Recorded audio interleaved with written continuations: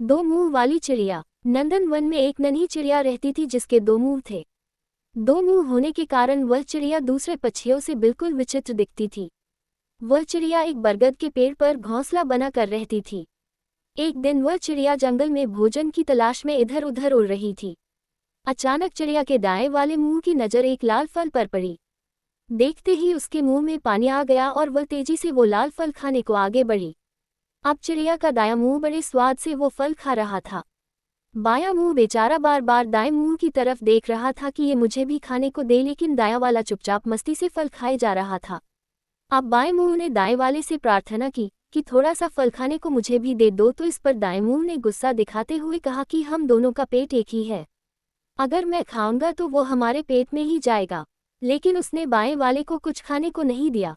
अगले दिन चिड़िया फिर से जंगल में खाने की तलाश में उड़ रही थी। तभी बाएं मुंह की नज़र एक अद्भुत फल पर पड़ी जो बहुत चमकीला था। वह तेजी से उस फल की तरफ लपका। अब जैसे ही वो फल खाने को हुआ, तुरंत पास बैठे एक कौवे ने चेतावनी दी कि इस फल को मत खाओ, ये बहुत जहरीला है। ये सुनकर दायां मुंह भी चौंका और बाएं से प्रार्थना की कि इस फल को मत खाओ, ये हमारे लिए बहुत खतरनाक साबित होगा। लेकिन बाएं मुंह को तो दाएं से बदला लेना था। उसने एक ना सुनी और चुपचाप वह फल खाने लगा। कुछ ही देर में चिड़िया का शरीर मृत होकर जमीन पर गिर पड़ा। दोस्तों, कहानी सुनने में तो आनंद आया होगा, लेकिन जब मैं आपको इसकी शिक्षा बताऊंगा तो आपकी आंखें फटी रह जाएंगी।